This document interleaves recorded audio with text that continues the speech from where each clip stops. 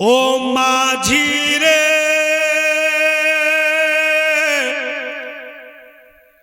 আমায় নিয়ে চল মদিনা। ও মাঝি রে আমায় নিয়ে চল মদিনা। মদিনার গলিতে মরুর বালিতে আছে মোর নবীর ঠিকানা। আমায় নিয়ে চল মদিনা। ও মাঝি রে আমায় নিয়ে চল মদিনা। নবীর প্রেমে আমি এমন, চাঁদের প্রেমে চাতক যেমন। জীবন আমাদের ধন্য হইবে হয় যদি মদিনাতে মরণ। কে জানে কোন দিনে কোন শুভ ওখানে মিটবে মনের বাসনা। আমায় নিয়ে চল মদিনা। ও মাঝি রে আমায় নিয়ে চল মদিনা। দেখিব আমি নয়নে ভোরে মিটাবো জ্বালা নবীর দুয়ারে। দেখিব আমি নয়নে ভোরে মিটাবো জ্বালা নবীর দুয়ারে।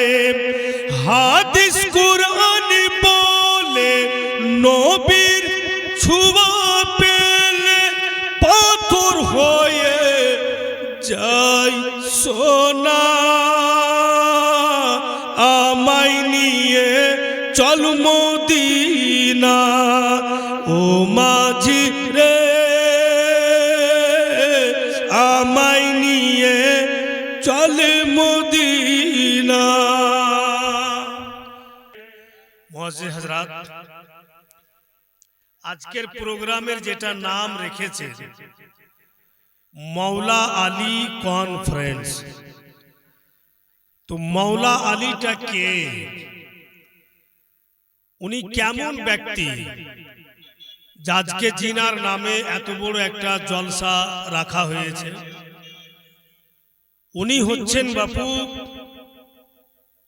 নবী মুস্তাফা সাল্লাল্লাহু তাআলা আলাইহি ওয়াসাল্লামের ছোট জামাই এবং ইমামে হাসান কারিমাইনের আব্বা জান, নবী পাকের ছোট বেটি খাতুনে জান্নাত মা ফাতেমা রাদিয়াল্লাহু তাআলা আনহার সঙ্গে উনার বিয়ে হয়েছিল। তো হযরত আলী শেরে খোদা উনি এমনই ব্যক্তি, উনার যখন ইতিহাস উঠিয়া দেখতে যাবেন, উনার জিন্দেগির কিতাব যখন পড়তে যাবেন, উনার প্রত্যেকটা কথা, উনার প্রত্যেকটা শব্দ একেবারে মনের মতো হবে আর শোনার মতো হবে। ভাইরা, বন্ধু গণের, আমার মা বোনেরা, সারা জামানাতে সারা দুনিয়াতে হযরত আলী মাওলা আলী শেরে খোদার চর্চা এবং ডাঙ্কা। কারণ যে পৃথিবীতে যত আলে রসুল এসছেন, দুনিয়াতে যত আওলাদে নবী এসছেন, হযরত আলী এবং মা ফাতেমা থেকেই জগতে এসছেন। উনারাই হচ্ছেন একমাত্র জড়। আর সম্মান তো লাজবাব। এত মান সম্মান, মান মর্যাদা একটু ঝলক শুধু আপনাদের সম্মুখে দিচ্ছি। যে আল্লাহ উনার মান সম্মান কত রেখেছেন। ভাইরা, বন্ধুগণেরা, মা বোনেরা, হযরত মাওলা আলী রাদিয়াল্লাহু তাআলা আনহুর মা উনি হজ করতে গিয়েছেন। হজ করতে গিয়েছেন তো কাবা ঘরের উনি তাওয়াফ করছেন। কথা খুব ধ্যান দিয়ে শুনবেন। তো কাবা ঘরের তাওয়াফ করছেন হযরত আলীর মা, আর আচানক কিন্তু হযরত আলীর মায়ের পেটে ব্যথা শুরু হয়ে যায়। এর মানে কি বুঝলেন? হযরত আলী শেরে খোদা মায়ের গর্ভে আছেন, আর কাবা ঘরের তাওয়াফ করতে করতেই কিন্তু ব্যথা চালু। ওখানে তো অনেক লোক তাওয়াফ করছে, ওই অবস্থায় যে ব্যথা চালু, তো যাবে কোথায়, কি করবে, কোন দিকে যাবে? এই তো বিশাল টেনশনের কথা যে গর্ভে সন্তান আর তাওয়াফ করছে আর পেটে ব্যথা। तो हजरत अली शेरे खुदार माँ बोलছেন अल्लाह मैं जाऊं तो जाऊं किधर, ये हाल में इस वक्त मैं कहां जाऊं। চতুর্দিকে তো সব মা বোনেরা লোকেরা সবাই তাওয়াফ করছে, আমি কোন দিকে যাব? আল্লাহ পাকের কি শান দেখেন। এই চিন্তা ভাবনা করছেন মাওলা আলীর মা, আর পেটে মাওলা আলী আছেন। আল্লাহর হুকুম হয়ে গেল আর কাবা ঘরের দরওয়াজা খুলে আলো। জোরে বলুন, একদম কাবা ঘরের দরওয়াজা খুলে যায়। যেমনই কাবা ঘরের দরওয়াজা খুলেছে, হযরত মাওলা আলীর মা ছেলেকে গর্ভে নিয়ে একেবারে কাবা ঘরের ভিতরে, ওই অবস্থায় আর তো কোনো রাস্তা নেই। अब কাবা ঘরের দরওয়াজা খুলে গেল, তো মা ভিতরে গেল, আর হযরত মাওলা আলী রাদিয়াল্লাহু তাআলা আনহুর জন্ম বাপু কাবা ঘরের মধ্যে হলো। জোরে বলুন। তো যেই ব্যক্তির জন্ম কাবা ঘরে, ওই ব্যক্তিকে আমরা নিজের মতো কখনোই বলতে পারবো না, কারণ যার জন্মের জায়গাটা দেখেন যে কাবা ঘরে বাইতুল্লাহতে। अब এখানে ফার্ক দেখেন, তফাৎ দেখেন। আমি আপনি যদি জন্ম নিচ্ছি তো বেরাদার ঘর নাপাক হয়ে যাচ্ছে, বাড়ি নাপাক হয়ে যাচ্ছে, এমন ব্যক্তির নামে জলসা যেটা পাক ঘর সারা জামানা যার তাওয়াফ করছে, ওই ঘরের মধ্যে হযরত আলী শেরে খোদার জন্ম। ভাইরা, বাপেরা, মা বোনেরা ধ্যান দেন। হযরত আলী শেরে খোদার যখন জন্ম হলো কাবা ঘরে, বাইতুল্লাহ শরীফে উনার জন্ম হলো। अब हजरत अली के लिए उनार माँ जननी बाड़ी चले आसलेन। बाड़ी एसे बापू समय चले जाइछे, दिन रात केटे जाच्छे गो, किन्तु हजरत अली चोख खुलेन ना, एकदम चोख दुटी बंदई। আমার ভাষা বুঝতে পারছেন? বিরাদারান ইসলাম, চোখ দুটি বন্ধ, সময় চলে যাচ্ছে, ছেলে চোখ খুলে না। সুলতান মৌলভী সাহেব জন্ম লিয়া মায়ের কোলে থাকবে, আর যদি মা দেখছে যে আমার বেটা চোখ খুলে না, তো মা কি ভাববে যে হয়তো আমার ছেলের চোখ ভালো নেই, হয়তো নষ্ট আছে, ছেলে আমার চোখ খুলছে না কেন। খুবই কিন্তু টেনশনে উনার বাবা মা। উনার বাপকে তো হযরত আবু তালিব। তো বেরাদার চোখ যখন খুলে না, স্বামী স্ত্রী খুব টেনশন করছে যে কেমন করা যায়। ইতিমধ্যে দেখছে বেরাদার আবু জেহেল ওই রাস্তা দিয়ে হেঁটে চলে আসছে। আর হযরত আলী শেরে খোদাকে নিয়ে আছে বাপ আর মা, যে ছেলে চোখ খুলে না। তো আবু জেহেল বলছে, ও আবু তালিব, স্বামী স্ত্রী কি ভাবছো গো? তো বলে, ছেলে জন্ম নিয়েছে গো আবু জেহেল, কিন্তু চোখ দুটি খুলেই না, কয়েকদিন চলে যেছে চোখ খুলে না। আবু জেহেল চট করে বলছে, চিন্তা করিও না, আমার কাছে ওষুধ আছে, আমার কাছে দাওয়াই আছে, আমি আইনা আপনার ছেলের চোখে লাগিয়ে দিব, ঠিক চোখ দুটি খুলে দিবে। তো কি ওষুধ, কি দাওয়াই? তো নজর করে দেখছে বাপু, আবু জেহেলের কাছে একটা পিতলের মূর্তি আছে, আর পিতলের মূর্তিকে বাপু যত পরিষ্কার করবেন অত চকচক করবে। আর আবু জেহেল ওই পিতলের মূর্তিকে গোসল দিত, তেল মাখাইতো, আর গেরাম গুঞ্জে বিচারে যাইত, তো ওই মূর্তিকে ঘাড়ে করে নিয়ে যেত, আর বিচারের মাঝখানে রেখে দিত আবু জেহেল, আর মূর্তির মাথায় হাত দিয়া বলতো যে যা বলবো সত্য বলবো, সত্য ছাড়া মিথ্যা বলবো না।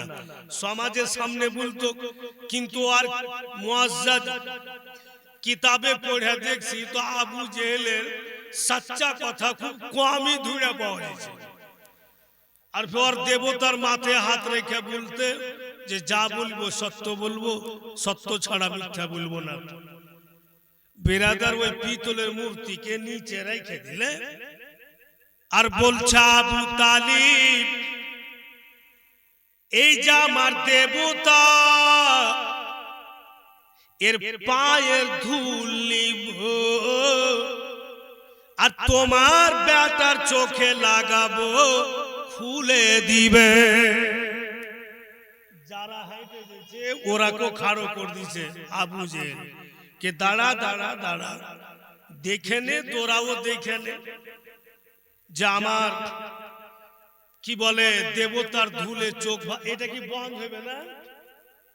আমি বলছিলাম বিরাদার, যে লোকজনকে বলছে যে এটা আমার প্রভু, আমার দেবতার পায়ের ধুল এই বাচ্চার চোখে লাগাবো, চোখ দুটি খুলে দিবে। তোমরা দেখো যে আমার দেবতা কত দামি, আমার প্রভু কত দামি। এই জন্য দেখাইছে যে যখনই ধুল লাগাবো আর চোখ দুটি খুলে দিবে, তো আমার প্রভু আমার দেবতার চর্চা হবে, আর আমার প্রভুর পূজা করতে আসবে, আর যত টাকা পয়সা দিবে সব টাকা পয়সার মালিক আমি হব। এটা সোচ কার? তো আবু জেহেল। বুঝতে পারছেন অসুবিধা হচ্ছে আপনাদের? বেরাদার ভাইরা বাপিরা আমার, লোকজনও দাঁড়িয়ে দাঁড়িয়ে দেখছে। এবার কিন্তু ওই মূর্তির, পিতলের মূর্তির পায়ের ধুল নিয়ে আসছে মৌলা আলী, দুই বাহার উপরে আছে গো, একদম চোখ দুটি বন্ধ, যেমনই আবু জেহেল হযরত আলী শেরে খোদার চোখে ধুল লাগাতে যাবে, ওই পবিত্র খোদার কসম যার কবজাতে আমার জান, মৌলা আলী হযরত আলী শেরে খোদা, জিনার নামে জলসা রেখেছেন, উনি দুই বাহার উপরে থেকে চোখ দুটিও খুলেননি, আর বাম হাতের তামাচা উঠিয়ে আবু জেহেলের গালে মারলে। বাচ্চা ছেলে চোখ বন্ধ হয়ে আছে, এই ধুল লাগাইতে যাবে, আর বাঁ হাতের তামাচা উঠিয়া আবু জেহেলের গালে, আর যেমনই আবু জেহেলের গালে মেরেছে, ওর ধুল ছুটে মাটিতে পড়ে গেল, চোখে পড়লো না। তো বেরাদার আবু জেহেল গাল লাড়ছে, আর লোকটির দিকে দেখছে যে যারাকে আমি খাড়ো করলাম, আমি তো এদের সামনে আজকে অপমানী হয়ে গেলাম। যে আমি কিছু মন্তব্য করে খাড়ো করলাম, ফের মাইর খেয়ে গেলাম। তো আবু জেহেল গাল লাড়ছে আর বলছে, আবু তালিব জীবনে অনেক মাইরেছি আর মাইরও খেয়েছি, কিন্তু বাচ্চা ছেলের মাইরে যে এত লাগবে এটা জীবনে ভাবতে পারি। আবু জেহেল ভাইবা দেখো কে যার জন্ম কাবা ঘরে, আবু জেহেল মায়ের খায়া গাল লাড়তে লাড়তে আর পিতলের মূর্তি উঠিয়ে লিয়া ভাগল। চোখ দুটি বাপু বন্ধ হয়েছে, তাবতালুক দেখা যাচ্ছে যে আমার আপনার দয়ার নবী চলে আসছে। আকা মওলা রহমতের নজর নিয়ে চলে আসছেন। আর আয়েশা বলছেন যে চাচির কাছে নবী পাক মানুষ হয়েছেন। কি বুঝলেন যে হযরত আলী আর নবী মুস্তাফা চাচারা ভাই, কিন্তু নবীর ছোট বেটির সঙ্গে বিয়ে এটা আল্লাহর হুকুম। যদি আপনারা, যেহেতু উনার নামে প্রোগ্রাম, যদি আপনারা আমার 7 দিন একটু সময় দেন তো কি করে বিয়েটা হলো উনার সঙ্গে, আশা করি আজকে আপনাদের আমি শুনিয়ে চলে যাব। কিন্তু বেরাদার মনটা একটু ভালো রাখিয়েন, আজকাল তো জালসার মাহলই খারাপ করে দিয়েছে না। এই যে কিছু কিছু নতুন নতুন বক্তা উঠেছে, গজল বুইলা বুইলা এমন করে রং ঢেলে ঢেলে মানুষের মস্তিষ্ককে বাপু খারাপ করে দিয়েছে। মানে ভালো কথা বলতে যাব তো লোকের দিল দিমাগে যাবে না, আর যখনই একটা গজল ধরে নিল লম্বা তো লোক ভাবে মৌলবিটা ভালোই আছে। ভালো নাই রে পাগলা, তোকে ঠই গেলিল। একটি বক্তব্য বলবো, ওখানে গজল বলে তোকে জিন্দা ঠই গেল। কথা বুঝতে পারছো? তো আজকাল তো মানুষ বুঝে না।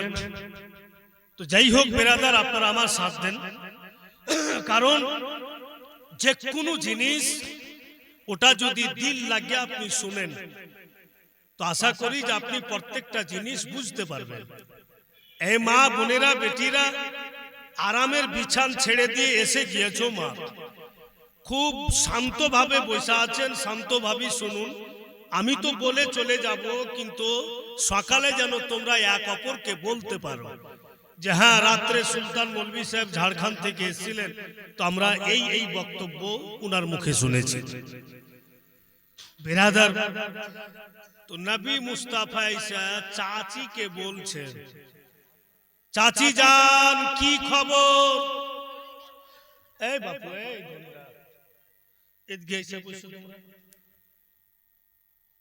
এটা জালসার কি মা বাপ কেউ নেই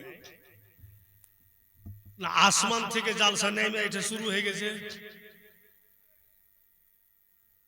বিরাদরান ইসলাম ভাইরা বাপিরা আমার, তো যেই চাচির কাছে নবী পাক মানুষ হয়েছে, ওই চাচিরই তো বেটা হযরত আলী। দয়ার নবী বলছেন, চাচি জান কি খবর? উনার চাচির পাশে গ্রামের একটি মেয়ে দাঁড়িয়ে ছিল, বলছে লাডলা দুলারা, এই কলেজার টুকরা, তোমার কাকা তো ভাই আলী জন্ম নিয়েছে, কিন্তু চোখ খুলে না, বোধহয় কানা অন্ধ জন্ম নিয়েছে। দয়ার নবী মুস্তাফা মুস্কি মেরে হেসে হাত দুটিকে বাড়িয়ে আর বলছেন কে মুঝে দে দো जैसा है আলী মেরা হ্যায়। দয়ার নবী বলছেন আমাকে দাও, আলী যেমনই আছে আমার। দয়ার নবী হাত বাড়াইলেন, নবী পাকের কোলে হযরত আলী শেরে খোদা গেলেন। আকা মৌলার কোলে যখন গেলেন, ধিয়ান দেন ভাইরা বাপেরা মা বোনেরা, নবী মুস্তাফা হযরত আলীকে কোলে করে যেমনি নবী পাক নজরে হযরত আলীর চোখের দিকে নজর রাখলেন, নবী আমার মুস্কি মেরা হাসতো নাই। হযরত আলী শেরে খোদা চোখ দুটি খুলে দিলেন, একদম চোখ পরিষ্কার।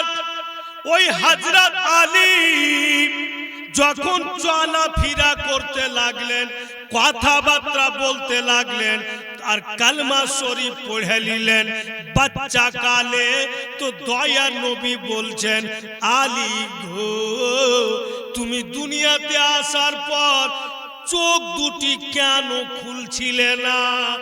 আর আবু জেহেলকে তামাচা কেন মেরেছো?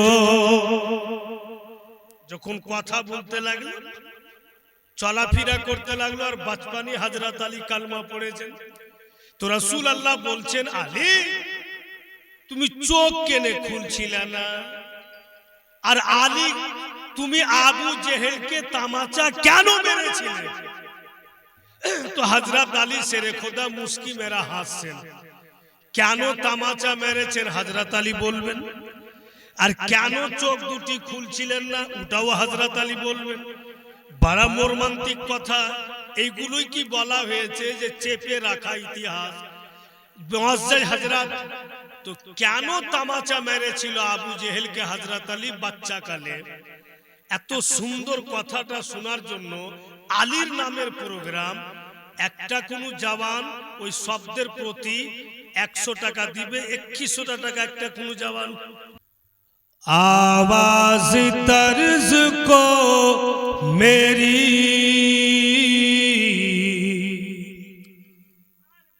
इतनी रसाई दे,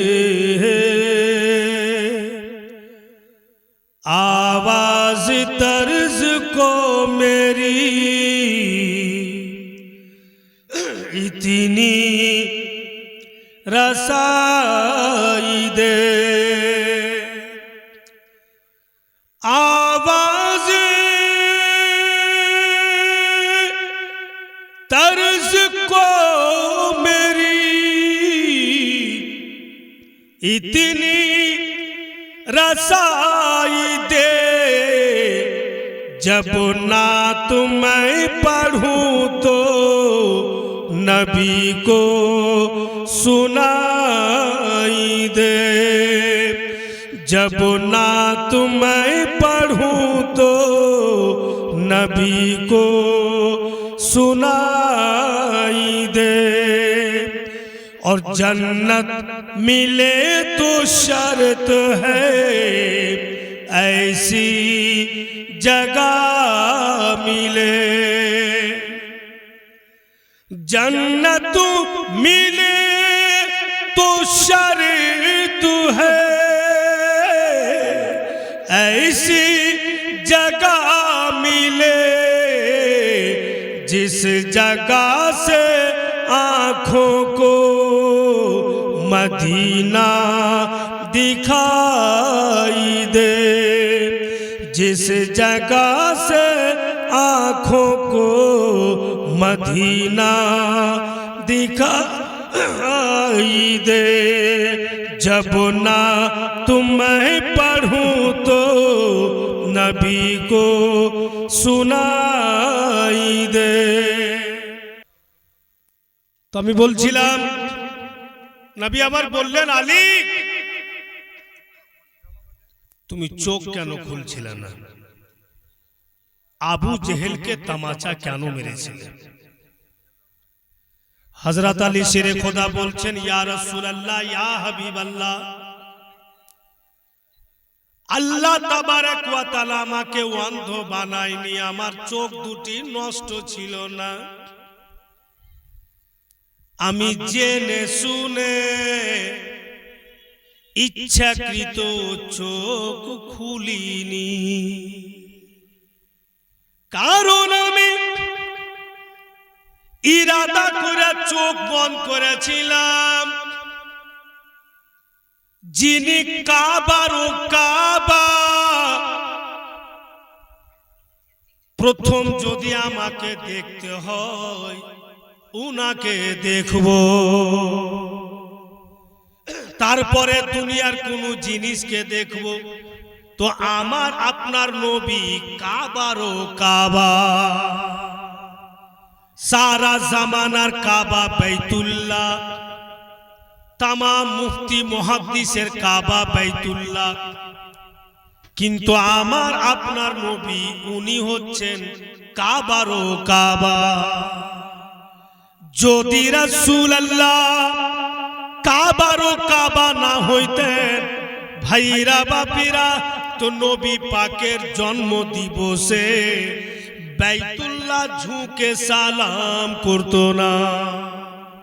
তাই হযরত আলী ইচ্ছাকৃত চোখ বন্ধ রেখেছিলেন, প্রথম যদি দেখতে হয় তো নবী মুস্তাফাকে দেখব, আকা মওলাকে দেখব। তাই হযরত আলী বলছেন, আকা আমার ইরাদাই ছিল যে প্রথম আপনাকে দেখব, তারপরে দুনিয়ার কোন জিনিস দেখব। আবু জেহেল আমার চোখ খুলাইতে ছিল, পবিত্র ইরাদা ভঙ্গ করতে ছিল, বুইলা আমি বরদাস্ত করতে পারিনি, তামাচা মেরে দিয়েছি। যে আলী প্রথমে নবী পাককে দেখার জন্য চোখ দুটি বন্ধ রেখেছে, আর ওই আলীর চোখে মূর্তির ধুল লাগাইতে এসে ও তো চোখ খুলবেই না। তো বিরাদার অনেক জায়গাতে জলসা হচ্ছে, প্রোগ্রাম হচ্ছে, কিন্তু এই রকম জলসার নাম খুব কমই দেখতে পাওয়া গেছে। যে মাওলা আলী কনফারেন্স, সত্যি হযরত আলীর জিকির ও আজকার, ওনার এক একটা জিনিস যখন দেখতে যাবেন তা আপনারও দিল বলবে যে এটা কি করে হইল। ভাইরা বাপিরা বন্ধুগণেরা আমার, কিতাব লেখক লিখছেন যে হযরত আলী শেরে খোদা রাদিয়াল্লাহু তাআলা আনহু, উনি বাপু মাটি সুঙ্ঘাও বলে দিতে পারতেন যে মাটির তলে কি আছে। এই পাওয়ারও আল্লাহ হযরত আলী শেরে খোদাকে দিয়েছিলেন। কি করে এই বক্তব্যটা বোঝা গেল? ভাইরা বন্ধুগণেরা আমার, যখন উনার বিয়ে হয়েছিল হযরত আলী শেরে খোদার, তো বিয়ে কি করে হলো?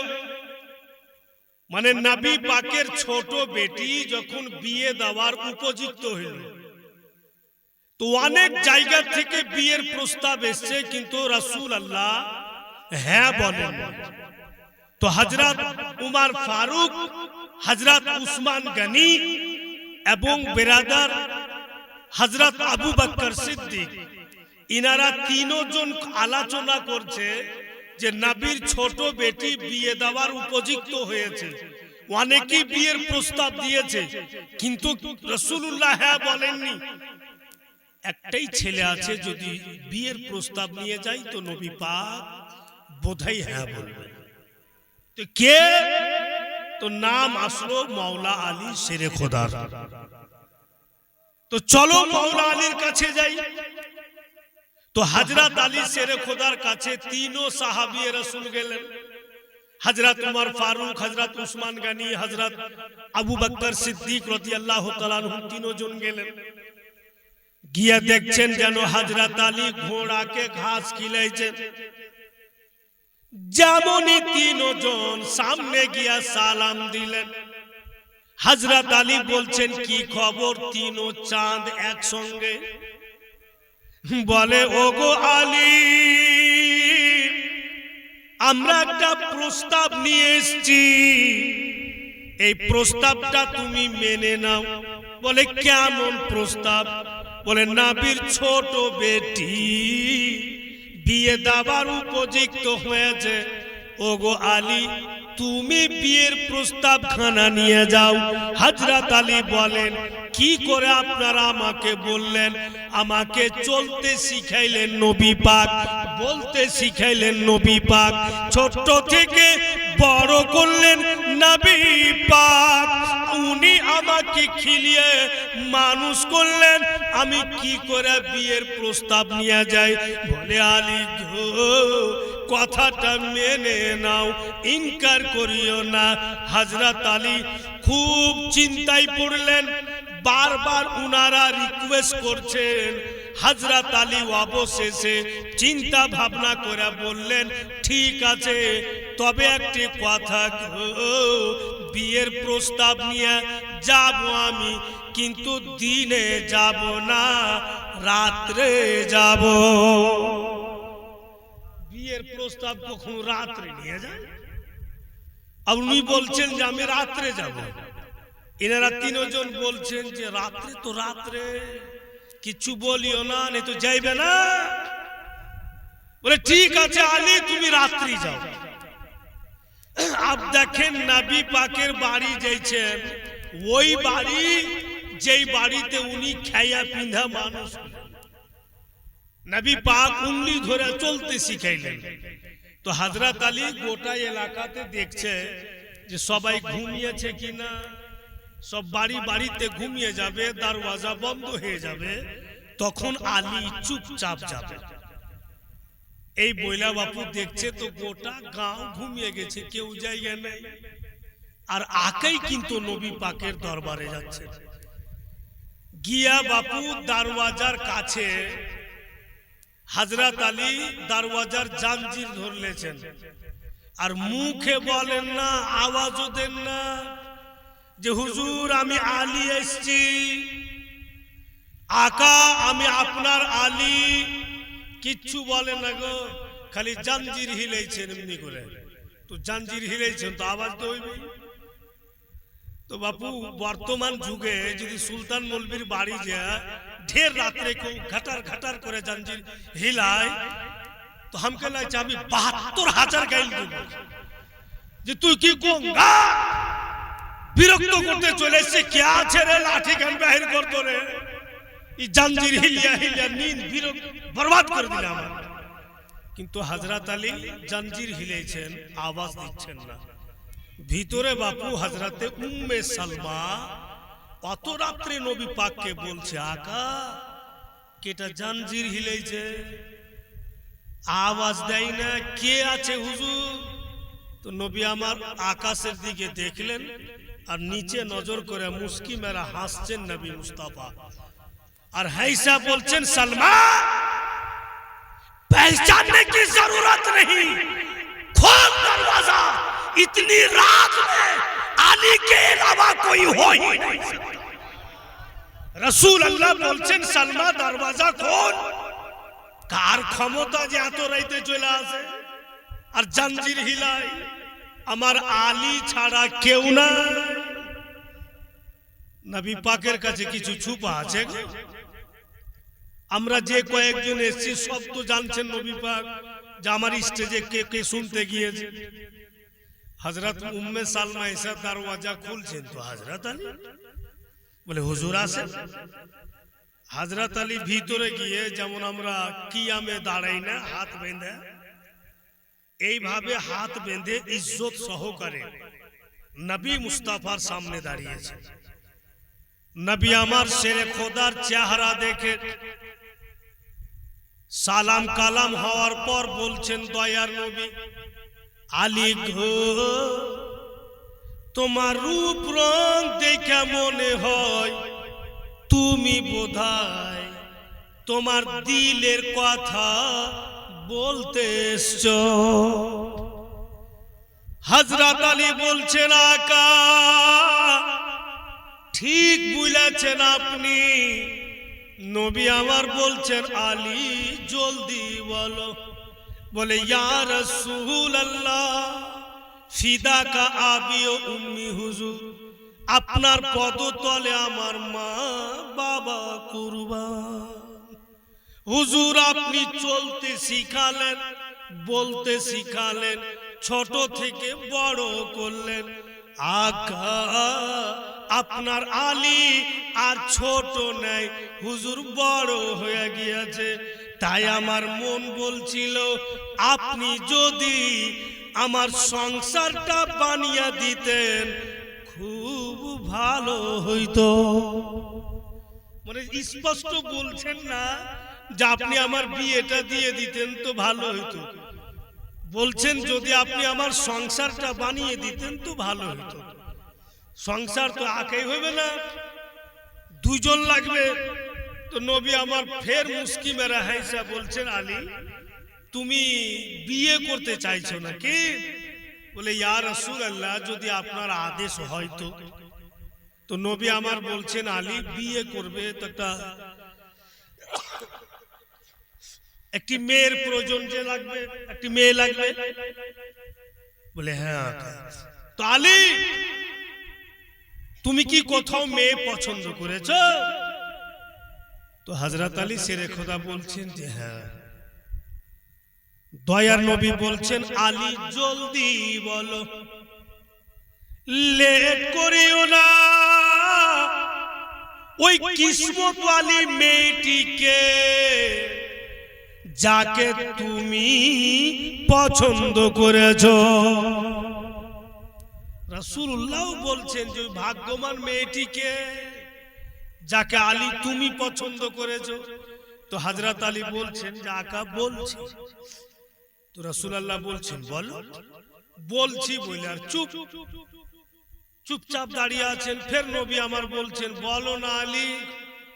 বলে ইয়া রাসূলুল্লাহ বইলা দিব, যদি ভুল হয়ে যায় তো আপনার আলীকে ক্ষমা করে দিয়েন। নবী আমার বলছেন, তুমি তো এখনো বলনি, আগেই তুমি ক্ষমা চাইছো। বলে আকা ভুলও হইতে পারে। দয়ার নবী বলছেন, বলো তো, লেট করিও না, জলদি বলো তুমি কোন মেয়েকে পছন্দ করেছো, ওই ভাগ্যবান মেয়েটিকে। তখন বলছেন হযরত আলী, ইয়া রাসূলুল্লাহ, আমি আপনার ছোট বেটির জন্য এসেছিলাম। কথাটা বলতে যা সময় লাগে হযরত আলী বইলে দিয়ে একদম রাস্তা ধরলেছে, যে কাম করব কি হইবে চলে যাচ্ছেন। হাইটা তো নবী আমার বলছেন, আলী রুক, जो तूने कहा हाँ या ना, जवाब तो सुन के जा। तो हजरत अली बोलছেন, आका बाद में सुन लेंगे, अभी नहीं, পরে শুনবো হুজুর, এখন আমি চলে যাচ্ছি। তো নবী আমার বলছেন কে রুক, করিবা। আর যেমনই রাসূলুল্লাহ বলেছেন যে দাঁড়াও, কাছে এসো, আর তো ভাগতে পারছেন না। রাসূলুল্লাহর দিকে হাইটা আসছেন আর খালি তাসবিহ করছেন, আল্লাহ কি হবে কি হবে। নবী পাকের যখন সামনে আসলেন, ওহ সুবহানাল্লাহ, দয়ার নবী বলছেন, আলী ভয় করিও না, তুমি যখন আমার ঘরের জাঞ্জির হিলা, আমি আকাই ছিলাম না, আমার পার্শ্বে সাইয়্যিদুল মালাইকা ফারিস্তাগণের সরদার জিবরাইল আমিন ছিলেন। হযরতে জিবরিলের সঙ্গে আমি কথা বলছিলাম, আলী তুমি ভয় করিও না, তুমি গালাত বলনি, তুমি জাঞ্জির হিলাচ্ছিলে। তখনই হযরতে জিবরাইল আমাকে সংবাদ দিয়া চলে গিয়েছেন কি ইয়া রাসূলুল্লাহ, আপনার ছোট বেটির বিবাহ আলীর সঙ্গে আল্লাহ তাআলা জান্নাতের মধ্যে নিজে কাজী হয়ে পড়িয়ে দিয়েছে। ও আলী, তুমি গালাত বলনি, তোমার বিবাহ আমার ছোট বেটির সঙ্গে জান্নাতে হয়ে গিয়েছেন। আর পড়ানে ওয়ালা অন্য কেউ না, স্বয়ং আল্লাহ। হযরত আলী আর মা ফাতেমার বিয়ে প্রথম জান্নাতে হয়েছে, আর পড়ানে ওয়ালা কে? তো স্বয়ং আল্লাহ। তো তো ভেবে দেখেছেন যে উনাদের সম্মান কত দূর হবে, যে যাদের বিয়ে আল্লাহ নিজেই জান্নাতে পড়ায়, আর ওই বিয়েতে সমস্ত হাজিরিন কে ছিলেন, তো জান্নাতের হুর ও পরী। তো সম্মান কত দূর গেল ভাইরা। আমাদের সম্মান এই জন্য ঘটে যাচ্ছে যে আমরা এক অপরের সম্মান করতে জানলাম না, আমরা এক অপরকে মেনে নিতে পারছি না। সবারই দিলে এই কথা ঘুরছে যে হামসে বাড়কার কম। এই হচ্ছে আমাদের হালাত। আর নাই তো বেরাদার, কেন মুসলমানের সম্মান কমে যাবে? আচ্ছা বলুন, এই জায়গাতে এসছেন তো যতক্ষণ বসে থাকবেন গুনাহ হবে না নেকি হবে? নেকি হবে। আর গুনহার ক্ষমতা নেই যে আপনার এই জান্নাতি কিয়ারির মধ্যে প্রবেশ করে যায়। কত সুরক্ষিত জায়গাতে আছে আমরা। আর সবচাইতে বড় কথা, বলতে বলতে সুলতান মৌলভীর রুহু বেরিয়ে গেল। এটি জান্নাতের টিকিট, কত দামি জায়গা। তো এই জায়গা সব সময় সব দিন পাওয়া যায় না। ভাইরা বাপিরা বন্ধু বোনেরা আমার, গতকালকে আমরা সবাই কুরবানি দিয়েছি।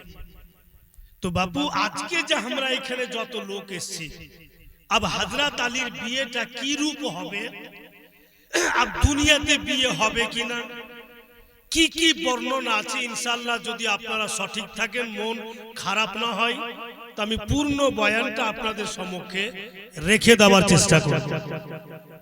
আপনারা সবাই ঠিক আছেন? মন ভালো আছে তো? কিন্তু আপনাদের চেহারাগুলো ভারী ভারী লাগছে দেখে। দেখে এটাই মনে হচ্ছে যে মৌলভী তুই নামলি তোকে মারবো, এরকম হালাত। মন ঠিক রাখেন মুআজ্জাজ ভাইরা বাপিরা বন্ধু বোনেরা আমার। তবে কালকেই কুরবানি দিয়েছি, ফের সামনে মৌকা পাবো কি পাবো না। তাই বেরাদার মন বলছিল যে আজকে ও কুরবানির টাইম আর আগামী কালকেও কুরবানির টাইম, 3 দিন। তো ভাইরা বাপিরা আমার, এই যে 3 দিনে যে দোয়া বিজলির কারেন্টের মতো আল্লাহর দরবারে কবুল হবে।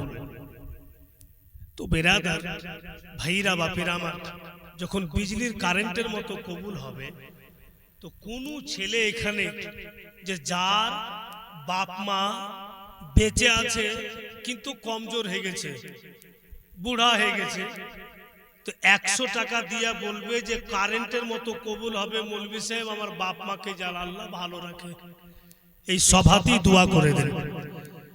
মোটে 5টা ছেলে যদি 100টা করে টাকা নিয়ে আসেন, তো জানবো সত্যি সবাই চাইছে যে যেন আমার পয়সাটা কাজে লেগে যায়।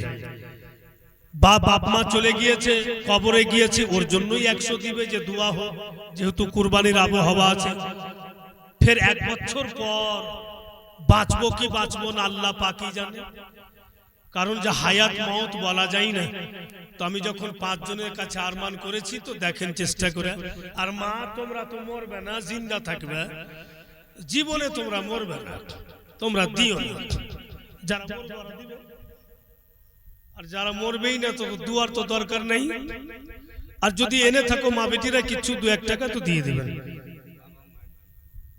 আপনি 500 যেতে দিলেন, 100 চাইলাম, তো যাই হোক ওনার নাম জানছি না। আপনি ভাই সুবহানাল্লাহ মৌলী সাহেবের আব্বা 100 টাকা উনি দিয়ে গেলেন, 500 টাকা, আরো একজন 100 টাকা, আরো একজন 200 টাকা, আরো একজন 100 টাকা। সুবহানাল্লাহ মাশাআল্লাহ। এটা কোন তালবিলিম কি ওদের কাছে পাঠাওয়ার তো 5টা করে টাকা দেয়। শুন, টাকা যেন একটা গোলমাল না হয়, চিন্তা ভাবনা করে। আমার ওখানে আমি একটা মাদ্রাসা চালাচ্ছি, মাদ্রাসা জামিয়া সাদ্দামিয়া কালিমিয়া, হুজুর সৈয়দি মুর্শিদি মসরুর আহমদ কালিমি চিস্তির হাতে উদ্বোধন হওয়া, এখন বড় আকারে হয়েছে মাদ্রাসা। তো ওখানে যখন কালেকশন করার ব্যাপার আছে দাস্তারবন্দির জালসাতে, তো আমার মাদ্রাসার 2টা তালবিলিম ওরা আগেই চলেছে, ওরাকে খাইতে পাঠাচ্ছি তবুও খাইতে যাই না। হামজি ইয়ারা কি এত ইন্টারেস্ট কিসের? মাদ্রাসা গিয়া দেখছি তোরকে পাঞ্জাবির থলিতে লোড আর সহে না, মানে যত উঠালছে, মানে যেটি ছোট ছোট টাকা স্টেজে দিয়ে দিয়েছে, আর বাদ বাকি এই, বাদ বাকি এই। মাদ্রাসাতে যে গনাগনি করেছে তাল বিলিমের ব্যাপার, ফের তো কেউ দেখে যে উয়ার কাছে ভাগ চেয়েছে, দিব না তোকে ভাগ, আমরা মেহনত করে তোকে দিব কেনে, তুই দিবি না বুঝা কই। এই হাল তো টাকা যেন গোলমাল না হয় রে, তোর পাঞ্জাবি খুল নিব। ব্রাদার ভাইরা বাপিরা আমার, তো যখনই হযরত আলী শেরে খোদা শুনলেন, প্রথম ওনার বিয়ে হযরত মা ফাতেমার সঙ্গে জান্নাতে, পড়ানে वाला স্বয়ং আল্লাহ তাবারক ওয়া তাআলা। তাই নবী আমার বলছেন, আলী জিবরিল আমিন আমাকে বইলা গেলেন, এবার দুনিয়াতে পৃথিবীর বুকে তোমার সঙ্গে ফাতেমার বিয়ে দিব। আলী গো, अब দুনিয়াতে বিয়ে যখন দিব তো তোমার কাছে টাকা পয়সা আছে কিনা, কারণ যে বিয়েতে একটা খরচা হবে, তোমার কাছে কিছু টাকা আছে কিনা।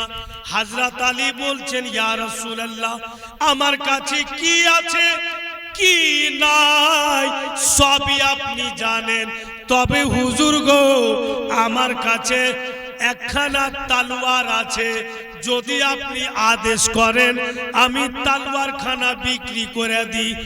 দয়ার নবী বলেন, আলী যদি তুমি তলোয়ার বিক্রি করে দাও, বলো দেখি জিহাদের ময়দান যাবে তো কি নিয়ে যাবে, তলোয়ার বিক্রি করা চলবে না।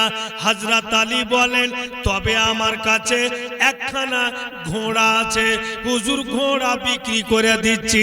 নবী আমার বলেন, ঘোড়া যদি বিক্রি করবে তো তুমি জিহাদের ময়দানে কিসের উপরে সওয়ার হয়ে যাবে, ঘোড়াও বেচা চলবে না।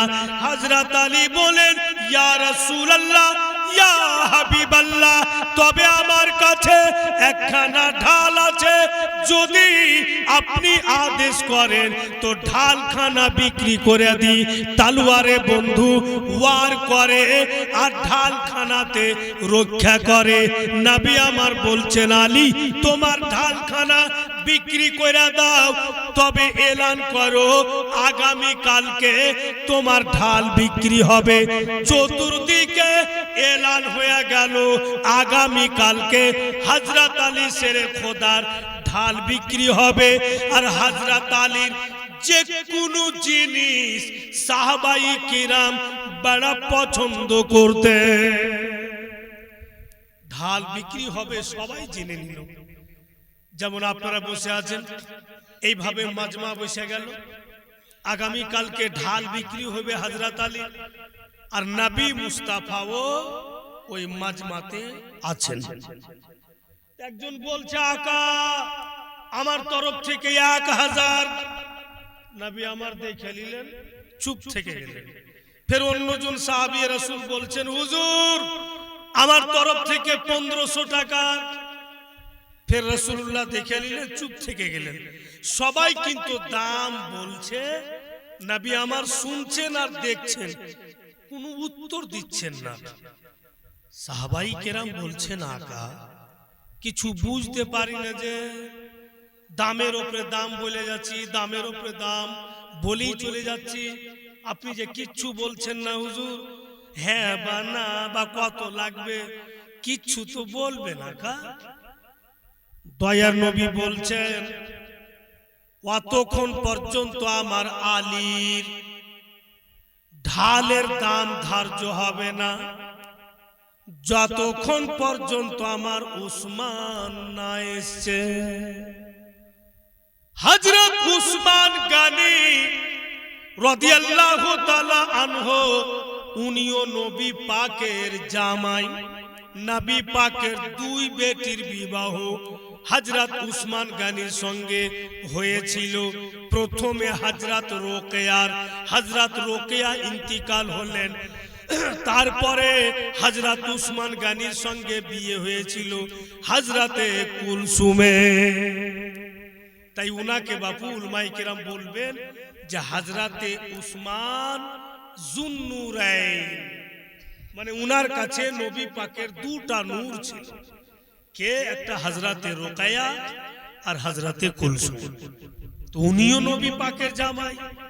এখানে বাপু টেনশন তো সবাই কি হয়েছে, আমরা তো টাকার কথা বলছি, আমরাও তো টাকা দিতে চাইছি, তো আমাদের টাকার কি কোনো দাম নেই? উসমান গনি আসবে তবেই দাম ধার্য হবে। একটু আগে চলুন যে আমার নবী কত দূর পর্যন্ত দেখেন আর আমার নবী কত দূর পর্যন্ত বুঝতে পারেন। একটু আগে চলুন। সবাই চুপ যে ঠিক আছে আকা, তবে উসমান আসুক। কিছুক্ষণ পরই হযরত উসমান গনি চলে আসলেন। ऐसा সালাম দিয়েই বলছেন, ইয়া রাসূলুল্লাহ, এই মাজমাতে আপনার আলী ঢালের দাম যে যত বলেছেন প্রত্যেকের দামকে ইয়া রাসূলুল্লাহ এক জায়গাতে যোগ করলেন। যোগ করে যত টাকা হবে আপনার উসমানের তরফ থেকে অত টাকা চাইতে 2 গুণা দাম বেশি থাকলো। কি বুঝলেন বক্তব্য বাপু? নবী আমার ইন্তজার এই জন্য করছিলেন যে আমার উসমান এসে অত টাকা দিবে যত বিয়েতে খরচ হবে। এরা দিতে পারবে না, কিন্তু আমার উসমান দিয়ে দিবে। হযরত উসমান গনিকে এই জন্য গনি বলা হয়েছে, উনি বিশাল প্রপার্টি वाला ছিলেন। বেরাদার, এটা নবী আমার জানছিলেন, কিন্তু সাহাবী রাসূল তো জানছিল না। আর যদি জানাই লিত বাবু, তো সাহাবী আর নবী থেকে কিছু তফাৎ থাকতো কি? একই রকম হয়ে যেত। তো বেরাদার কি বুঝা গেল? যে ওয়ালি কখনো সাহাবীর দরজায় যেতে পারে না, আর সাহাবীগণ কখনো নবীর দরজাতে যেতে পারে না, আর নবী কখনো খোদার দরজাতে যেতে পারে না। এক একটা জায়গা আছে সব। তো নবী মুস্তাফা সব উনি বুঝতে পারতেন। লোকজন চুপ হয়ে গেল, আর কে দাম বলবে? সবাই কিন্তু হযরত উসমান গনির দিকে দেখছেন। এই যত টাকা দাম বললে আর তো বলার কোনো রাস্তাই নেই। হযরত উসমান গনি নিজের গোলামকে বলছেন টাকার পোটলি দে। अब কিনা লিছে তো কিনার আন্দাজ দেখেন। টাকার পোটলি নিয়ে হযরত আলীকে দিচ্ছেন। আলী গো, কত টাকা পোটলিতে বেঁধেছি তোমাকে গুনতে দিব না, আর তোমার ঢাল ভালো না মন্দ আমি চেক করব না। তুমি আমাকে ঢাল দিয়ে দাও আর টাকা তুমি নিয়ে নাও। ওহু চালাক হযরত উসমান। লোকের সামনে যদি পোটলি খুইলে আর টাকাটা গুনতে লাগিয়ে দিই, তো সবাই জাইনা লিবে যে উসমান গনি ঢালের দাম দেয় না, ই তো টোটাল বিয়ের খরচ দিচ্ছে। বলেই গুনতে দিলেন না। বলে আলী ঢাল দে দাও। বলে লে আলা, আর টাকা তুমি নিয়ে নাও। এবার হযরত উসমান গনি ঢাল খানকে হাতে নিলেন। ঢাল বুঝতে পেরেছেন তো? ঢাল খান নিয়ে এবার বলছে, ইয়া রাসূলুল্লাহ, আমি যে কিছু বলতাম আলীকে। নবী আমার বলছেন বলো। বলে ইয়া রাসূলুল্লাহ বলবো। দয়ার নবী বলছেন, উসমান তুমি যা যা বলবে সবই জানি। বলো। হযরত উসমান গনি বলছেন, আলী ঢাল তুমি বিক্রি করে দিলে? বলে হ্যাঁ। কার কাছে? বলে আপনার কাছে। টাকা তুমি পেয়েছো? বলে পেয়েছি। টাকার মালিক তুমি? বলে হ্যাঁ। ঢালের মালিক কে বলে আপনি? বলে ঢালের মালিক যখন আমি, এবার ঢালখানা যদি ভেঙ্গে দিই তোমার কিছু বলার আছে কি? বলেন না। বলে যদি আমি ফেলে দিই, বলে আপনার ইচ্ছা। টাকা দিয়ে আপনি কিনে নিলেন, ঢাল ভেঙ্গে দেন চাহে ফেলে দেন, আপনার ইচ্ছা, মালিক তো আপনি। হযরত উসমান গনি রাদিয়াল্লাহু তাআলা আনহু চট করে ঢালখানা শেরে খোদা হযরত আলীর হাতে দিয়া বলছেন, আলী গো, তোমার বিয়েতে আমি কিছু তোহফা দিতাম, ওই তোহফাটায় আমি ঢাল দিয়ে দিলাম। মানে টাকাও থেকে গেল হযরত আলীর কাছে, আর ঢালও চলে গেল হযরত আলীর কাছে, যে তোমার বিয়ের তোহফা মনে করে ঢাল তোমাকে দিয়ে দিলাম। দুটাই থেকে গেল। अब नबी আমার বলছেন, আলী 3 ভাগ করো। কিসের আকা? বলে টাকা। 3 ভাগ করে 1 ভাগ টাকা কাকে দিলেন? হযরত উম্মে সালমাকে, নবী পাক, যে এই টাকাটা তোমাকে দিলাম, আমার মেয়ের বিয়েতে যত মেয়েরা আসবে ওদের খাওয়া খরচ তুমি বহন করবে। আর দ্বিতীয় হিস্সা টাকা নবী পাক হযরত সাইয়্যিদিনা আবু বকর সিদ্দিককে দিলেন, যে আবু বকর গো, এই টাকাটা তুমি রাখো, ছেলেরা যে খাবার খেতে আসবে ওদের সম্মানে যা খরচ পানি হবে এই টাকা থেকে তুমি করবে। আর তৃতীয় হিস্সা টাকা নবী পাক নিজের কাছে রেখে দিলেন, যে আমার বেটির সঙ্গে যখন ইজাব কবুল করা হবে তো এই তৃতীয় হিস্সা থেকে নগদ মোহর দেওয়া হবে। সব নবী আমার তখনই ভাগ করে। আর তখন নগদ মোহরই হইতো, আজকালের মতো নয় 10 টাকা নগদ আর 10 লাখ টাকা বাকি, এরকম হয়েছে। আর ঠিকই করছে গো, 20 লাখ টাকাও করা উচিত আছে। এমন আবহাওয়া হয়ে গেছে এখন, সন্ধ্যায় বিয়ে দেন তো সকালে ও তালাক করে বসে, আর সকালে বিয়ে দেন তো সন্ধ্যায় তালাক করে বসে আছে। দেশের সিচুয়েশন বাপু খুবই খারাপ, খুবই খারাপ। পিয়ারপুর নাম শুনেছেন, বোম্বাই নাম শুনেছেন। পিয়ারপুরের কি হাল ছিল সারা দুনিয়া জানে। আর যে কোনো বাড়ি ওখান ঢুকবেন তো কোটি ভৈরা ভৈরা টাকা, এত টাকা ভাবতে পারা যায় না, এত টাকা ওদের কাছে আছে। বোম্বাই গেল, টাকা কামিয়ে আইলো, কেউ টাকা মেরে আইলো, অতি হনে পুঁজিওয়ালা হয়ে গেল। আর টাকা মেরে এনে ফের বাপকে 2 বার করে হজ করেছে, আর বাপ ফের দাড়ি লাড়ছে আর গাজল কইছে, একবার আর করব, তুই 36 বার করলো কবুল না, টাকাটা তো মেরে নিয়েছে, মারা টাকাতে হবে না, এই হালাত। अब ওই ছেলের কাছে টাকার গরম আছে, তো সকাল সন্ধ্যা গোলমাল করবেই। ওইখানে সমাজের লোক তাই করলেছে যে 10 লাখ মোহর পান, আর কোনো ঠিক নেই, কখন কি করে দিতে পারে, গোলমাল তো হইবেই। বিয়েতে শরীয়ত মোতাবিক কাজ হয় না, ভুঁইসের সামান সামান দেখ বাজাইছে, দেখেছেন? দেখ বুঝে মাটি সুদ্ধা কাঁপছে, এত ঘুম ঘুম করে বাজছে, গুনাহও হয়েছে আর টাকাও যাইছে। আর ফের বলছে ওর বাপকে যে তুমি নামাজ পড়ছো তো দেখ কেনে বাজাইছো, বলে এটা আমার ব্যাপার নয়, ছাইলা পিলার ব্যাপার, ওর ব্যাপার নয়, তোমার ব্যাপার নয়। মানে তুমি যে মালিক, বলে কে কার কথা শুনছে? আমি যে শুনবে না, তোমারও কথা শুনবে না, তোমাকে ঢং ধরবে, ধরেইছে একদম চোখের সামনকার ঘটনা।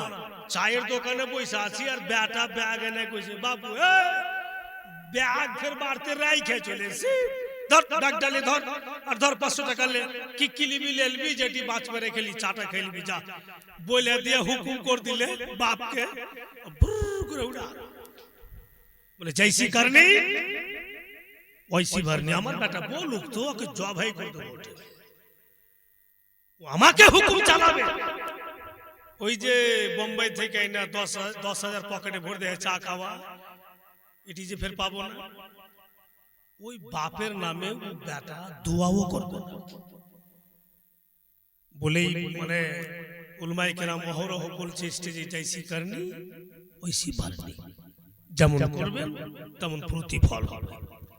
ভাইরা বাপেরা আমার, তৃতীয় হিস্সা টাকা নবী পাক রাখলেন যে বিয়ের মোহর নগদ দেওয়া হবে। ভাইরা বাপেরা মা বোনেরা ধ্যান দেন, সাইয়্যিদা খাতুনে জান্নাত নবী পাকের ছোট বেটি,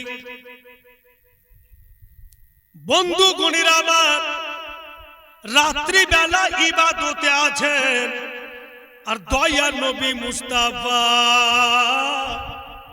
এক পা দু পা করে বেটির ঘরে যাচ্ছেন।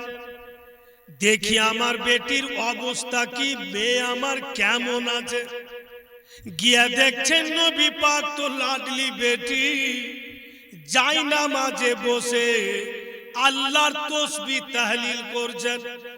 যেমনই নবী মুস্তাফা বেটির সামনে গিয়েছে, বেটি যাই নামাজ থেকে দাঁড়িয়ে হাসনান কারিমাইনের মা হযরত মা ফাতেমা বলে, আব্বা হুজুর কি খবর?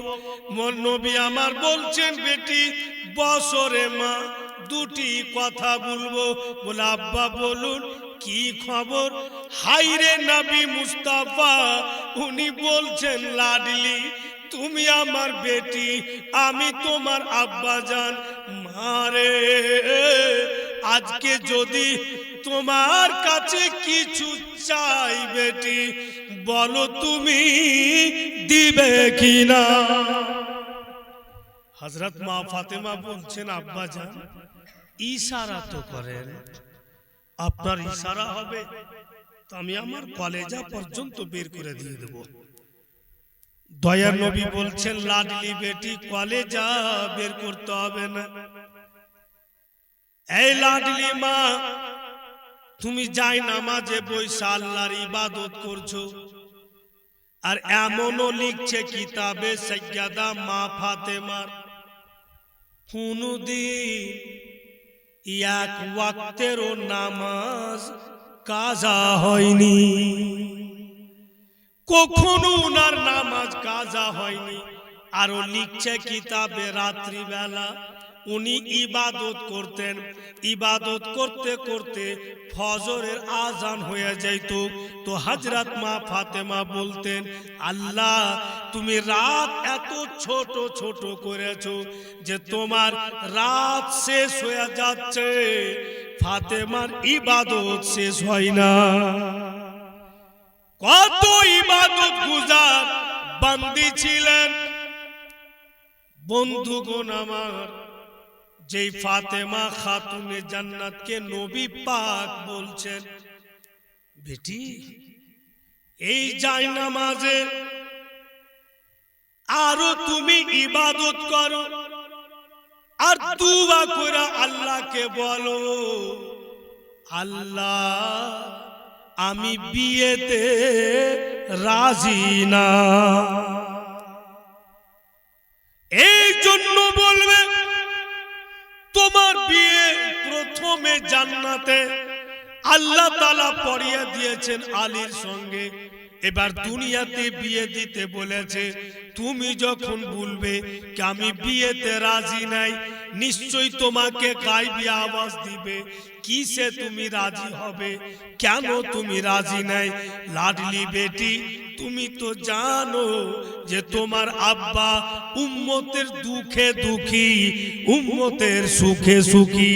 আমার উম্মত যদি জান্নাতে যায় আমি খুশি হব, আর যদি আমার উম্মত দোজখে চলে যায় সবচাইতে কষ্ট আমি পাবো। এই লাডলি বেটি তুমি বলবে আল্লাহ আমি দুনিয়াবি মোহরে রাজি না। নিশ্চয়ই তোমাকে বলবে, তবে কি নিবে তুমি যে তুমি রাজি হবে?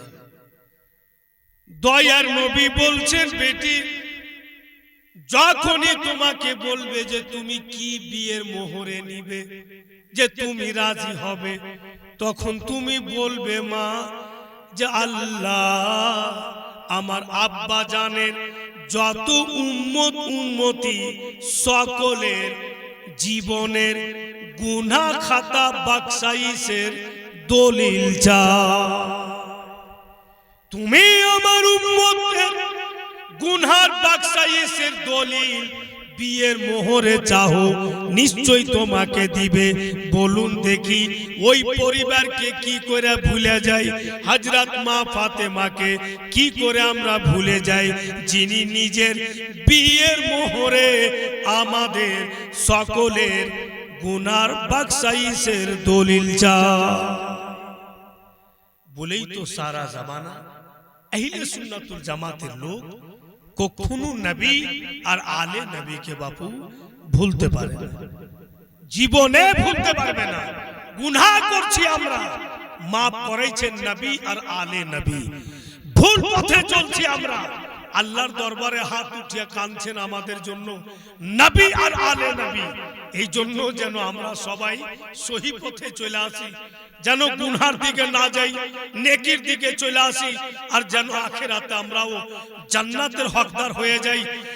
ভাইরা বাপিরা মা বোনেরা, কতদিন জীবনে বাঁচবো, কতদিন আমরা বাঁচবো? চিরদিন চিরকাল তো পৃথিবীতে থাকতে আসেনি, এসছি তো চলে যেতে হবে। আসল মুসাফির তো আমরাই। মুসাফির তো কি বলে যে ऐसा চিরদিন থাকে না, আসলো আবার চলে যায়। তো আমরা এসছি, আমরা চলে যাব। ভাইরা বাপেরা আমার, বলি যে কোনো জায়গাতে যাবেন, আহলে সুন্নাতুল জামাতের হানাফি সুন্নি মুসলমান এলাকাতে সব জায়গাতে নবী আর আলে নবীর চর্চা হচ্ছে, ওনাদের গুণগান করছে। কেন করবে না গো? বিয়ের মোহরে কখনো আমাদের গুনহার বাক্সাইসের দলিল চাই, আর ওই দলিল হযরত মা ফাতেমাকে দেওয়া হয়েছে।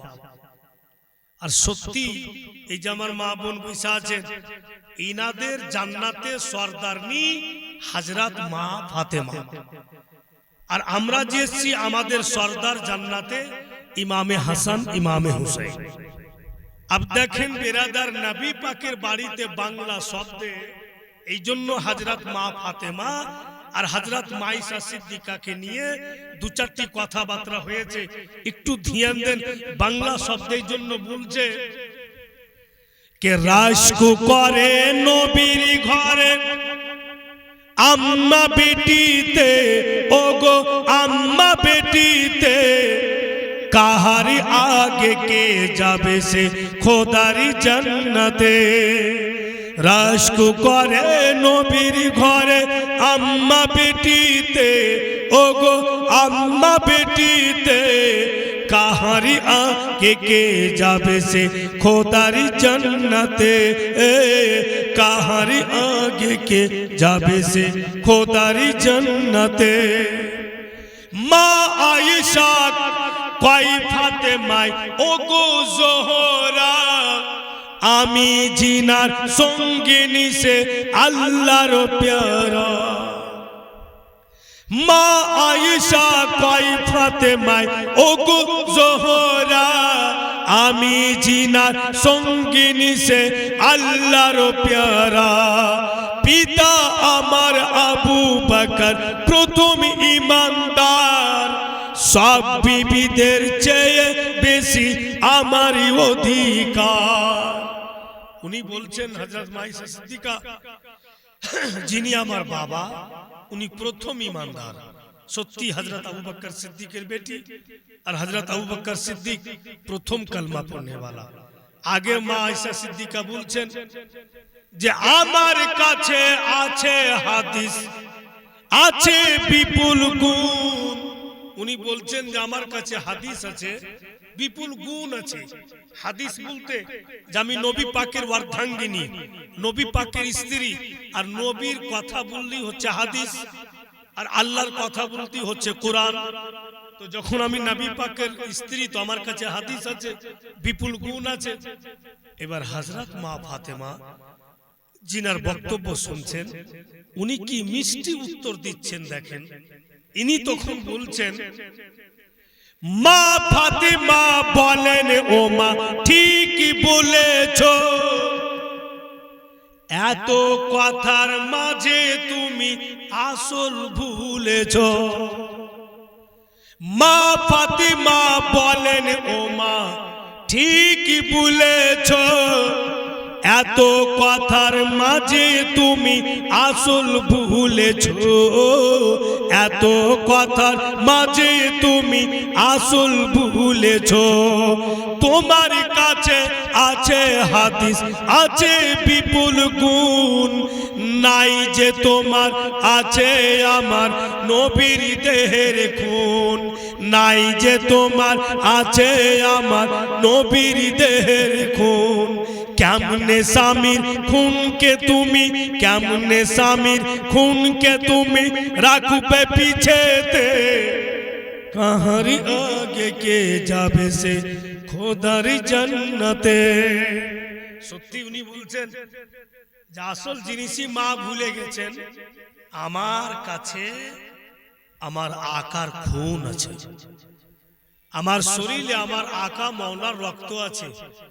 আর রাসূলুল্লাহর রক্ত মুবারক, ওটার যদি ফের বিবরণ দেখতে যাই, হাদিস থেকে নজর করতে যান, তো বাপু লাজবাব। আমার রক্ত পান করা হারাম, আপনার রক্ত পান করা হারাম। আর রাসূলুল্লাহর রক্ত যদি পান করেলেন, তো যে পান করবে ওর জন্য জাহান্নাম হারাম। তো কত তফাৎ!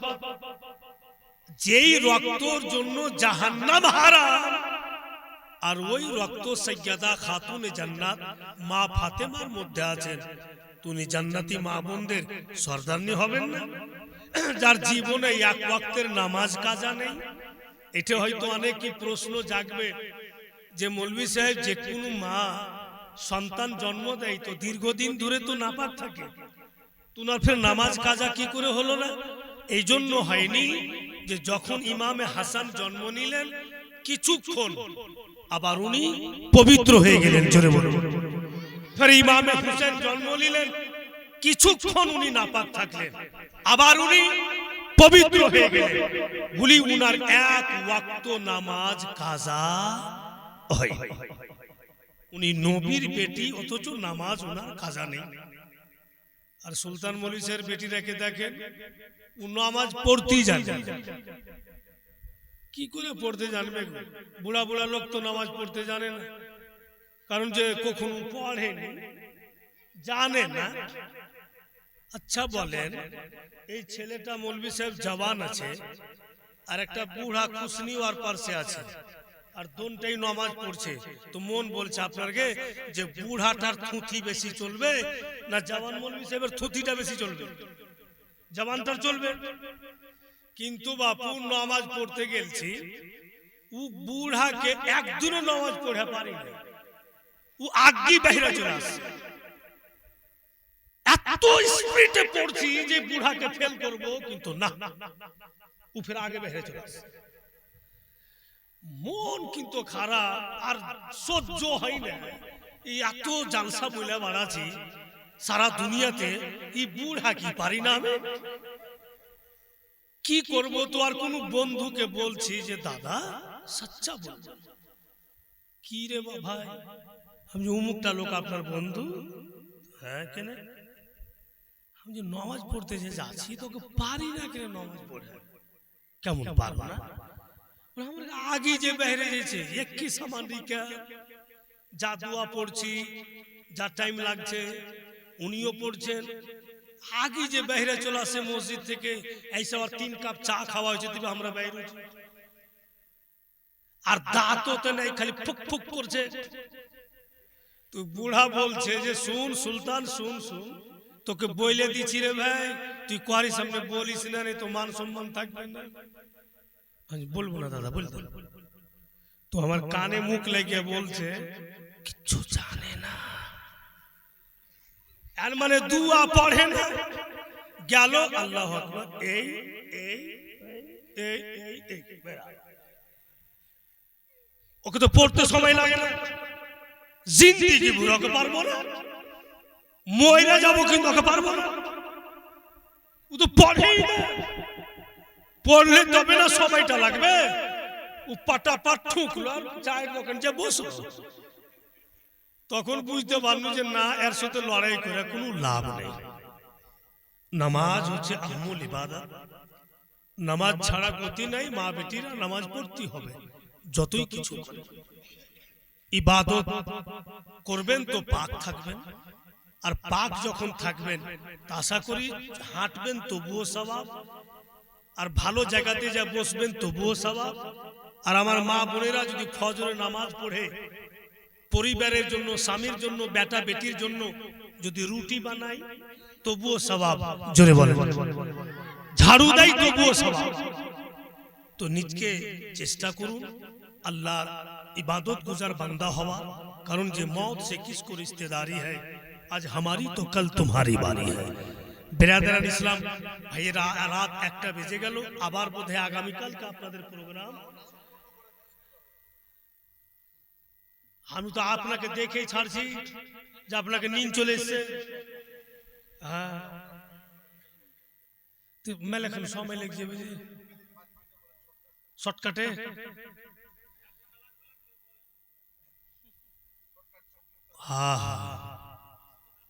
আর যাই হোক, একটুকার শুনে নেন, কালকে তো আমার নেই, পরশু আমার আছে ইনশাল্লাহ। এই যে দেখে আসলাম। আচ্ছা, এগুলো কি শুরু করেছো তোমরা? ওইঠে গেট দেখছি তবু সুলতান মলবি এরকম করে আছে, আর কে দেখি তুমি এমনি খালি আঙ্গুলি দেখে বেড়া, আর কিছু নেই। আজকাল তো মুশকিল, মানুষ ভাববে যে সবসময় খালি আঙ্গুলি দেখে আছে। তো বেরাদার ইসলাম, যাই হোক একটু ধৈর্য ধরেন। বিয়ের বিবরণটা আমি একদম সংক্ষিপ্ত সময়ে পূর্ণ করে দিচ্ছি। ভাইরা, বাপেরা, মা বোনেরা ধ্যান দেন। এবার কিন্তু বিয়ে হলো, তো কিতাব লেখক লিখছেন যে মাত্র 400 মিসকাল নগদ মোহর হযরত আলী শেরে খোদা মা ফাতেমাকে দিলেন। ওই 400 মিসকাল ওই জামানার মিসকাল, এই জামানাতে বাপু হিসাব করে দেখা হয়েছে 160 টাকা। 160 টাকা বিয়ের মোহর ওই জামানাতে হযরত আলী নগদ দিয়েছেন হযরত মা ফাতেমাকে। তো ইজাব তো কবুল হইল, কিন্তু বিদায় হইল না। বেটিকে বিদায় দিলেন না নবী পাক। তো সাহাবী রাসূল বলছেন, আকা হুট করে ইজাব কবুল করিয়ে দিলেন, তো বিদায় যে ফের দিচ্ছেন না। তো নবী আমার বলছেন, না এখন বিদায় দিব না। কেন আকা? বলে আলীর জন্য নতুন বাড়ি বানাবো, নতুন বাড়ি বানাবো, তারপরে বিদায় দিব। রাসূলুল্লাহ নতুন বাড়ি বানাইলেন, আর আকা মওলা পাথরকে নিয়ে বন্ধু নিজের হাতে ছেটে ছেটে জাতার পাট বানাইছেন। সাহাবায়ে কেরাম বলেন, ইয়া রাসূলুল্লাহ এত মেহনত করছেন, কুটে কুটে জাতার পাট কেন বানাইছেন? বলে আমার লাডলি বেটির বিদায় গিয়েছে, বিদায় কি করব? আমার আলীকে আমি দানে দিব। জোরে বলো। জাতার পাট দানে দিবেন নবী পাক। বলে নিজের হাতে বাপু কুটে কুটে জাতার পাট বানাই। সাহাবায়ে কেরাম দেখলেন, ইয়া রাসূলুল্লাহ আর কি দিবেন আপনার জামাইকে? তো দুটা মাটির বারতান দেখাইলেন। এই যে দুটা মাটির বারতান, একটাতে আমার আলী উযু করবে, একটাতে আমার ফাতেমা। এগুলা দান দিবে জামাই বেটিকে।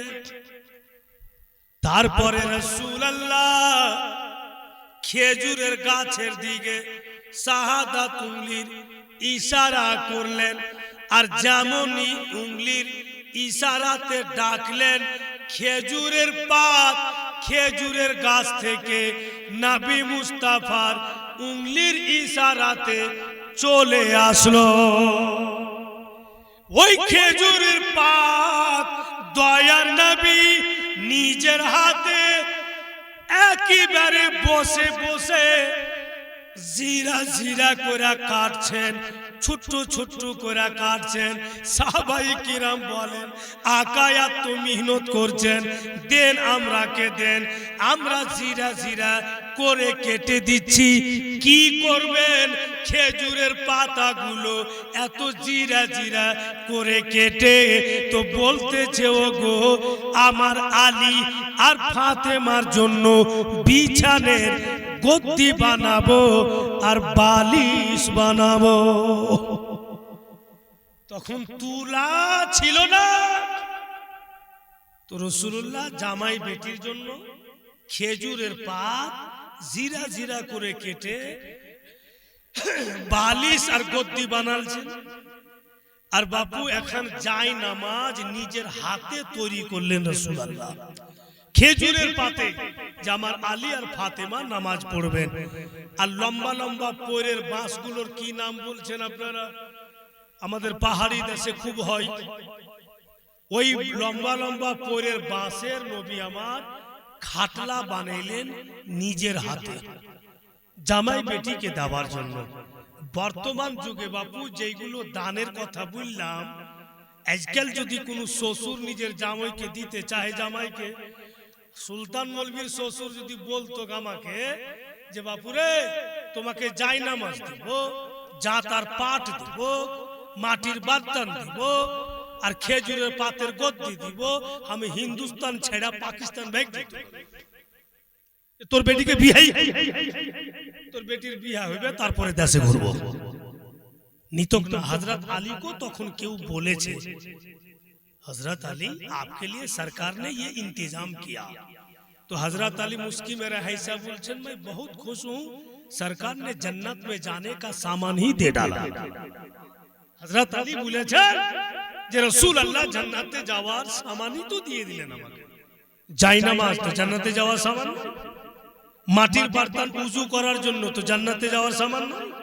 আর জাতার পাট দিলের পড়োশির বাড়ি যায় যেন পিছতে না হয়, তো জান্নাতে যাওয়ার সামান নয়। ভাইরা বাপিরা আমার, ওনাদের জিন্দেগিতে দুনিয়াবি দিনীবি সব রকম কথা। আব বাপু বিদায়গির টাইম হয়ে গেল, ঘর তৈরি হয়ে গেল। अब रसूल आजम बेटी के বিদায় দিবেন।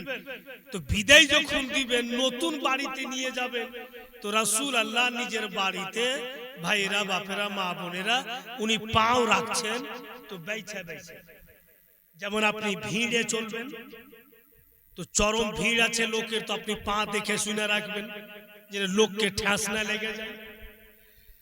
তো উনিও পাও বাইছা বাইছা রাখছেন।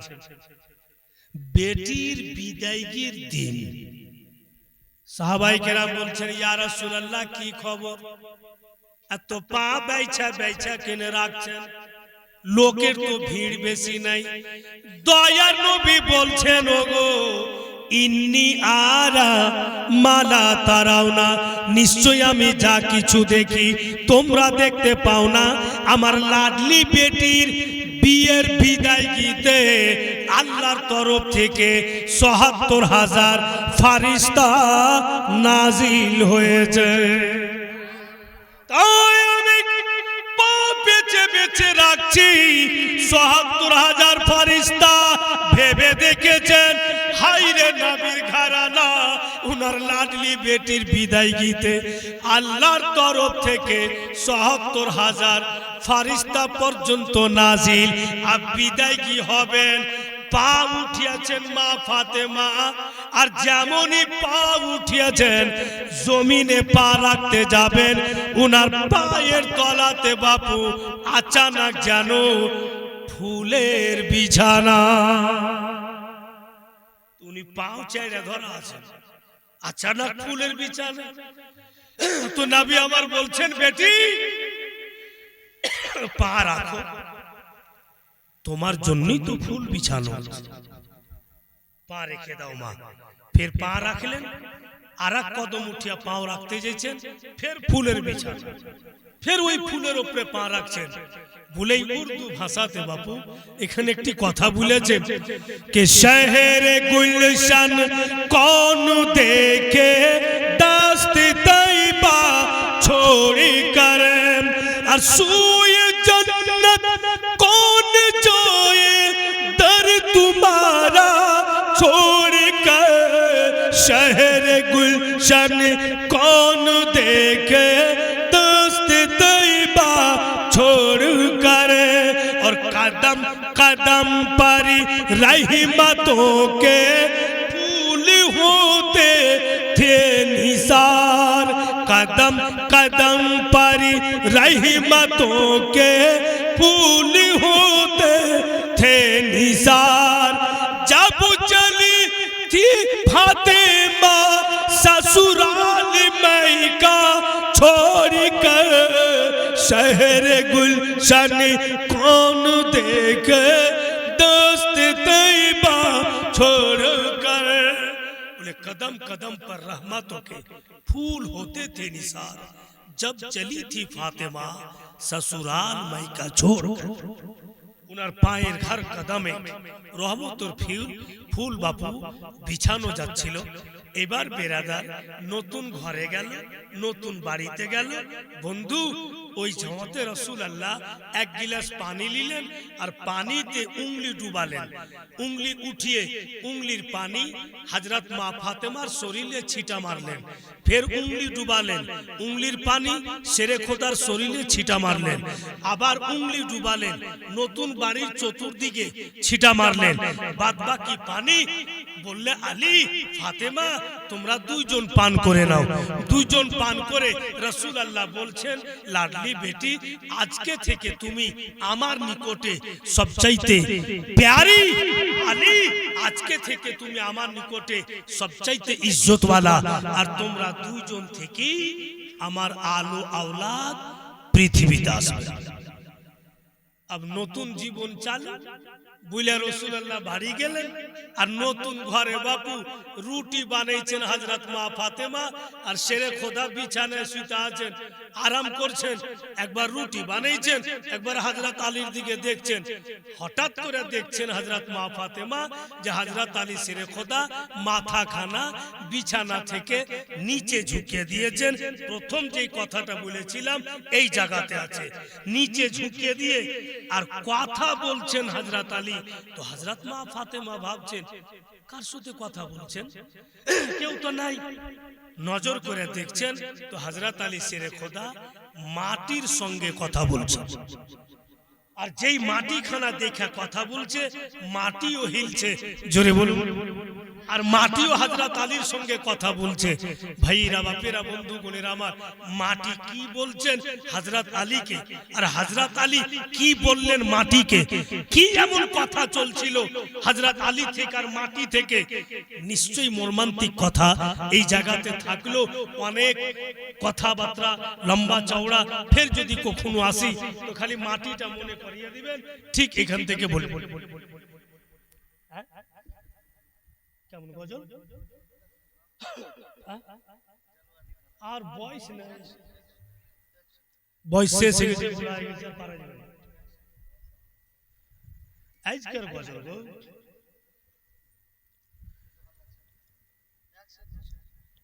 चांद मेरे मुस्तफा के कदमों की धूल है, आओ आओ दोस्तों ये महफिले रसूल है। चांद मेरे मुस्तफा के कदमों की धूल है, आओ आओ दोस्तों ये महफिले रसूल है, महफिले रसूल है। चांद मेरे मुस्तफा के कदमों की धूल है, आओ आओ दोस्तों ये महफिले रसूल है। और मौसम है कितना आज सुहाना, जलवा दिखाना मौला जलवा दिखाना। इमाम हुसैन देखो दीन को बचाया है, इमाम हुसैन देखो दीन को बचाया है, करबला में अपने सर को कटाया है। इमाम हुसैन देखो दीन को बचाया है, करबला में अपने सर को कटाया है। याद करेगा उनको सारा ज़माना, जलवा दिखाना मौला जलवा दिखाना, तैबा बुलाना आका तैबा बुलाना, तैबा बुला के हमको अपना बनाना, जलवा दिखाना मौला जलवा दिखाना। मिल्लत के मुजाहिद देखो कितना दिलेर है, कायदी कायदी बना लो नजदी फिरी भी वो शेर है। मिल्लत के मुजाहिद देखो कितना दिलेर है, कैदी बना लो नजदी फिर भी वो शेर है। डर तो नहीं हर किसी नबी का दीवाना, जलवा दिखाना मौला जलवा दिखाना। एक बार जोरे बोलूं तो सुभान अल्लाह। जानता है कोई हमको इतना तो जाने, जानता है कोई हमको इतना तो जाने, हम है कलीमी वाले रज़ा के दीवाने। जानता है कोई हमको इतना तो जाने, हम है कलीमी वाले रज़ा के दीवाने, रज़ा के दीवाने। जानता है कोई हमको इतना तो जाने, हम है कलीमी वाले रज़ा के दीवाने। गाता रहूंगा हरदम नबी का तराना,